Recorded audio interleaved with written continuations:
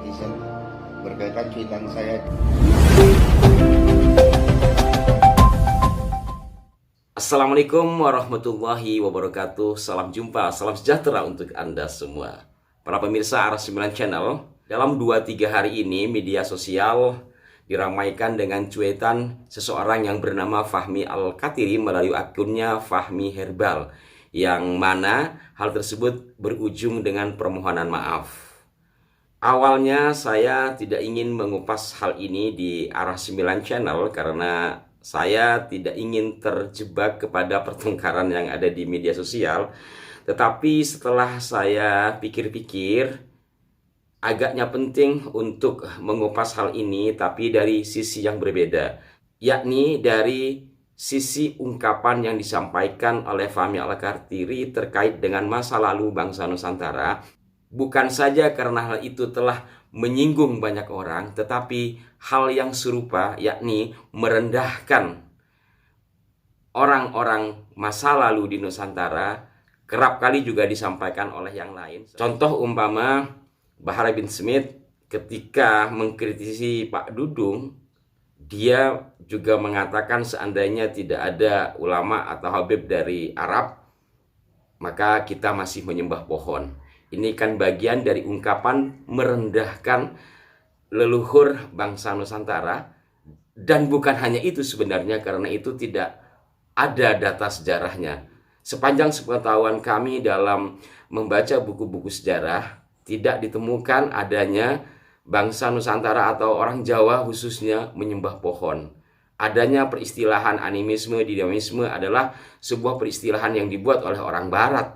Di Jawa khususnya atau di Nusantara dikenal adanya agama Kapitayan, yakni sebuah agama yang mirip-mirip dengan Islam dalam tata peribadatannya, seperti sembahyang, yang kemudian kata sembahyang ini diserap untuk jadi padanan kata sholat.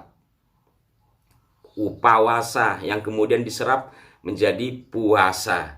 Itu berasal dari peristilahan masa lalu yang mana tata caranya ada kemiripan. Artinya orang tua kita di masa lalu, sepanjang sepengetahuan saya, tidak ada yang menyembah pohon. Jadi apabila ada yang mengatakan menyembah pohon, bukan hanya penghinaan, tetapi itu telah merusak sejarah bangsa Nusantara di masa lalu. Kembali lagi kepada Fahmi Al-Kathiri, tentu Anda yang mengikuti media sosial sudah sangat paham, tetapi bagi yang belum, sedikit saya ulas. Saya mengutip dari sejumlah sumber situs berita online, satu di antaranya dari terkini.id, di mana di sini diungkapkan, dilihat dari foto tangkapan layar itu tampak awalnya seorang netizen bernama Dandan Buyasa meminta Habib Fahmi Al-Kathiri menjaga perilaku dan omongannya. Jaga perilaku dan mulut, kami pasti akan hargai siapapun. Terbukti sebagai tamu ratusan tahun sudah tinggal di tanah kita dan aman-aman saja, kata sang netizen. Menanggapi pernyataan dari netizen tadi, Fahmi Al-Kathiri pun emosi. Kemudian dia menjawab, tamu, lu aja tinggal dalam hutan gelantungan. Terus kalimat berikutnya, ini agaknya yang banyak menyulut emosi. Kami yang ajarkan kalian berpakaian, bercelana, beragama, dulu kalian itu titik-titik. Begitu sangat merendahkan. Tetapi para pemirsa sekalian, Fahmi Al-Kathiri kemudian meminta maaf. Terkait dengan permintaan maafnya nanti akan saya putar. Dalam hal ini yang menjadi perhatian saya, seperti yang tadi saya ulas, adalah masa lalu bangsa Nusantara yang digambarkan tidak memiliki peradaban. Yang digambarkan masih bergelantungan di pohon, bahkan tidak bercelana. Itu versi Fahmi Al-Kathiri. Tetapi versi Bahar bin Smith masih menyembah pohon. Benarkah seperti itu? Tentu hal itu sangat tidak benar. Kenapa? Karena fakta-fakta sejarah tidak ada yang seperti itu. Yang sudah sangat jelas saja, umpamanya apabila Anda ke Magelang, di sana ada Borobudur. Borobudur kapan dibangun? Pada sekitar abad ke-8 Masehi oleh Wangsa Syailendra. Melihat bangunan Borobudur, di situ di situ menunjukkan pertama peradaban yang sudah tinggi di Nusantara, Jawa khususnya. Bagaimana mencipta sebuah bangunan yang megah. Di sini berarti ada teknologi, pembangunan, ada arsitektur dan sebagainya. Dan tentu juga bila kita membaca riwayat Borobudur untuk apa dan bagaimana, di sini juga sudah ada peradaban tentang keagamaan. Walaupun tentu agamanya bukan Islam. Kemudian juga kita pernah mendengar nama kerajaan Kalingga yang tertera dalam berita Cina. Dijelaskan bahwa adanya kerajaan Kalingga yang membuat negara-negara yang lain terpesona, bahkan penasaran ingin tahu.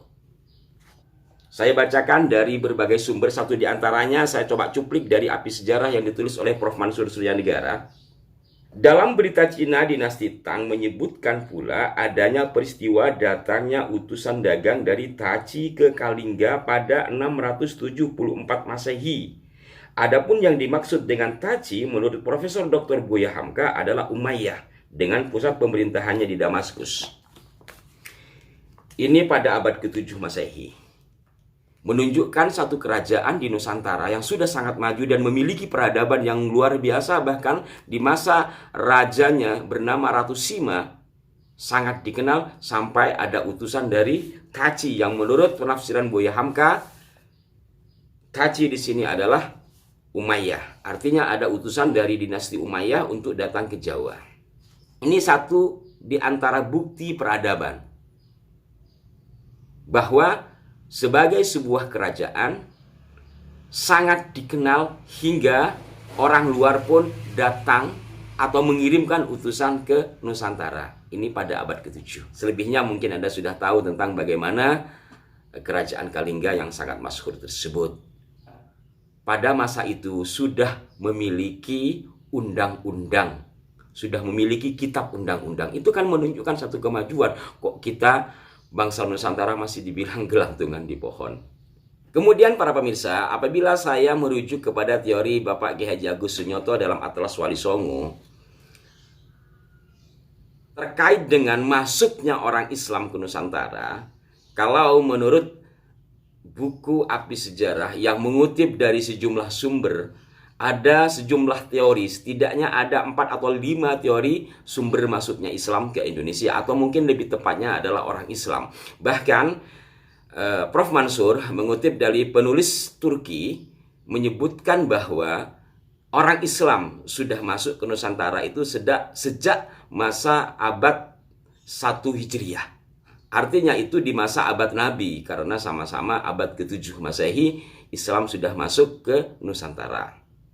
Dan fakta-fakta belakangan menunjukkan adanya makam di Barus, Sumatera. Kemudian fakta-fakta berikutnya, kita sudah memiliki kerajaan Islam di Aceh.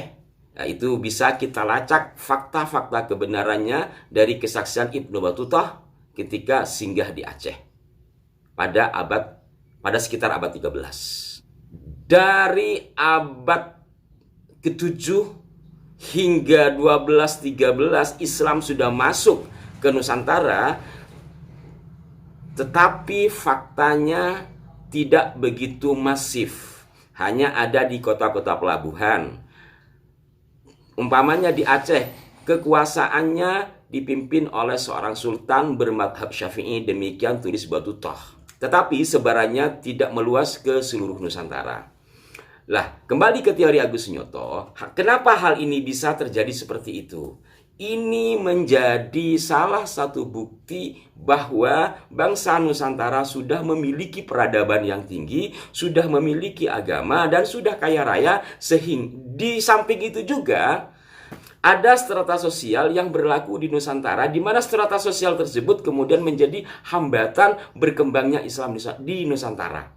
Ini teori dari Ki Agus Sunyoto. Sehingga kalau kita hitung dari abad tersebut sampai pada akhirnya Islam berkembang di masa Wali Songo, dan teori Ki Agus menghitung Wali Songo dari Sunan Ampel, yakni pada abad 15, sekitar 700 tahun Islam masuk ke Nusantara tapi tidak berkembang. Berkembangnya baru nanti di masa Sunan Ampel dan penerusnya. Kenapa hal itu terjadi? Yaitu tadi, karena selain kita memang sudah memiliki peradaban yang tinggi dan sudah memiliki agama, ada strata sosial yang menjadi hambatan. Di mana menurut Ki Agus Nyoto dalam telaahnya, pada saat itu bangsa Nusantara memiliki 7 strata sosial. Yang pertama adalah Brahmana, yang kedua Ksatria, yang ketiga Waisya, yang keempat Sudra, yang kelima Candala, keenam Mleca, yang ketujuh Teja. Lantas apa urusannya? Gitu. Sumber-sumber menyebutkan bahwa beliau-beliau yang menyebarkan Islam ke Nusantara sambil lalu berdagang. Umumnya seperti itu ditulis. Berdagang sambil menyebarkan Islam. Sementara kerjaan berdagang dalam strata sosial pada saat itu masuk dalam kategori Sudra. Jadi merujuk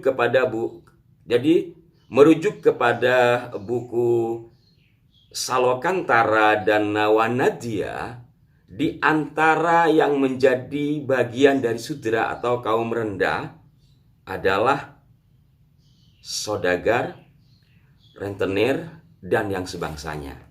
Kemudian ada strata sosial lagi yang menjadi urutan ke bawah, yakni pada urutan ke-6, yaitu Mleca. Mleca adalah orang asing atau non-pribumi. Beliau-beliau yang datang menyebarkan Islam pada saat itu umumnya adalah pedagang, maka kelasnya Sudra. Dan beliau adalah orang asing, Mleca, maka tertolaklah. Nah, kenapa akhirnya pada masa Wali Songo berkembang? Karena Sunan Ampel atau Raden Rahmat, pertama, beliau adalah seorang agamawan atau Brahmana. Kedua, beliau keluarga kerajaan Ksatria. Sehingga dua posisi mulialah kurang lebih seperti itu yang ada di Nusantara ada pada diri Sunan Ampel atau Raden Rahmat. Belum lagi penguasa Majapahit merupakan suami dari bibinya. Maka status sosial Raden Rahmat, satu, agamawan atau Brahmana. Kedua, beliau Ksatria.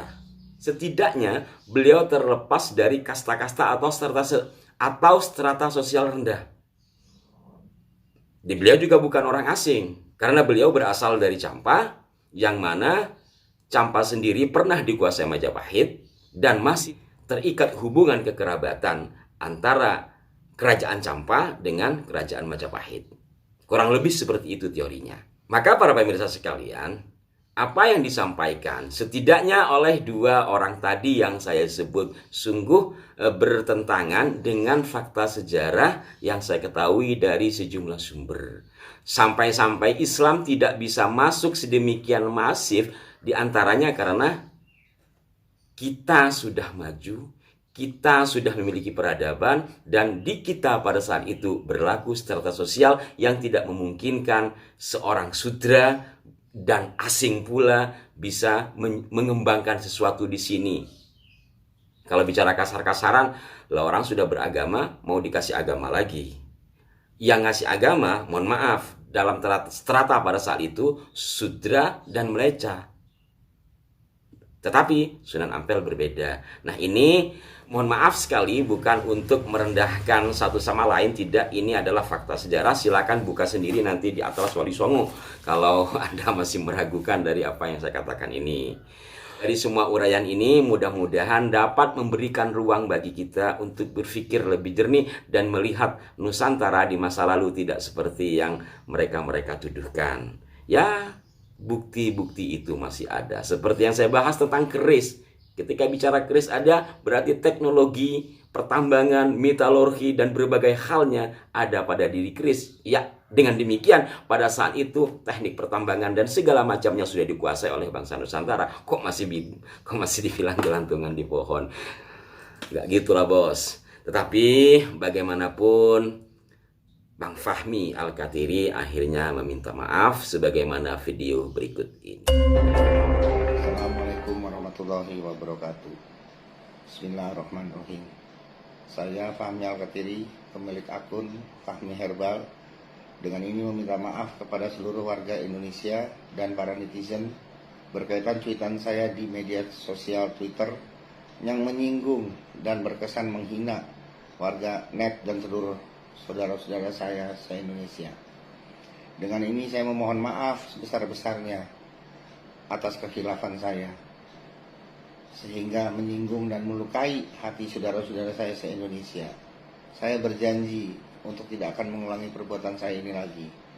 Sekali lagi, dari hati saya yang paling dalam, saya memohon maaf atas kelalaian dan kekhilafan yang telah saya lakukan. Semoga ini menjadi peringatan dan agar saya bisa menjaga adab dan kata-kata saya yang dapat melukai hati saudara-saudara saya se-Indonesia. Sekian. Waalaikumsalam warahmatullahi wabarakatuh. Jakarta, 9 Januari 2027. Ya Bang, maaf Anda secara pribadi saya terima. Bagaimanapun kita masih bersaudara, sama-sama berada di Indonesia, sama-sama menghirup udara Indonesia, sama-sama menikmati keindahan alam Indonesia. Saya berhusnudzon, permohonan maaf Bang Fahmi tulus adanya, bukan karena khawatir seperti yang lain. Demikian pemirsa, mudah-mudahan ada manfaatnya dari apa yang saya uraikan ini. Mohon maaf apabila ada hal-hal yang kurang berkenan di hati Anda semua, atau mungkin ada kekeliruan yang saya sampaikan. Sampai jumpa. Wassalamualaikum warahmatullahi wabarakatuh.